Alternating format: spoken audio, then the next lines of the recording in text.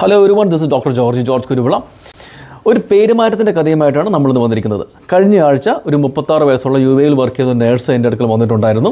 അവർക്ക് PCOS അഥവാ polycystic ovarian സിൻഡ്രോമായി ബന്ധപ്പെട്ട് ഹോമിയോപ്പതി മെഡിസിൻസ് നമ്മൾ യുഎയിലേക്ക് കൊടുത്ത് വിടുകയും ചെയ്തിരുന്നു. അടുത്ത ആഴ്ചയാണ് അവരുടെ ഫ്ലൈറ്റ്. എന്നാൽ ഇന്നലെ അവർ വീണ്ടും എൻ്റെ OP-യിൽ വന്ന് എന്നോട് ആവശ്യപ്പെട്ടു, ഡോക്ടറുടെ മെഡിക്കൽ സർട്ടിഫിക്കറ്റിൻ്റെ അത് ചെറിയൊരു മിസ്റ്റേക്ക് ഉണ്ട്, അതൊന്ന് തിരുത്തി തരണം.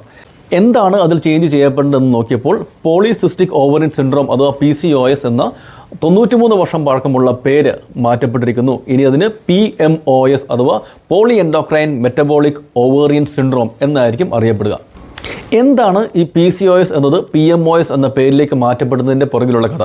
പ്രാരംഭഘട്ടങ്ങളിൽ കരുതിയിരുന്നത് പോലെ ഒരു സ്ത്രീയുടെ ഓവറിയും അതിനോടൊപ്പമുള്ള കുറച്ച് സിസ്റ്റുകളും വന്ധ്യതാ പ്രശ്നങ്ങളും മെൻസ്ട്രൽ ഇറഗുലാരിറ്റീസും മാത്രമായി ഒതുക്കി നിർത്തപ്പെടേണ്ട ഒരു പ്രശ്നമായിരുന്നില്ല PCOS.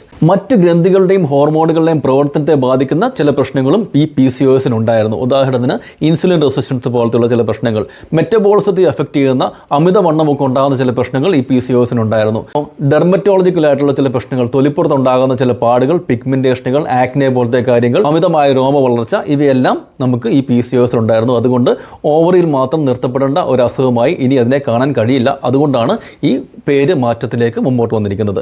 ഇതുകൊണ്ട് തീർന്നില്ല. ഫിസിയോളജിക്കലും അനാറ്റമിക്കലുമായ ചില സ്ട്രക്ചറൽ മാറ്റങ്ങൾ, അതുപോലെ തന്നെ മാനസികാരോഗ്യം അഥവാ മെൻ്റൽ ഹെൽത്തിനെ അഫക്റ്റ് ചെയ്യുന്ന ഡിപ്രഷൻ പോലത്തെയുള്ള ചില പ്രശ്നങ്ങൾ ഈ അവസ്ഥയ്ക്ക് ഉണ്ട് എന്ന് മനസ്സിലാക്കിക്കൊണ്ടാണ് ഈ പരിണാമം. അപ്പോൾ ഓർക്കുക, 93 വർഷങ്ങൾ പഴക്കമുള്ള PCOS എന്ന മന്മരം വീണു.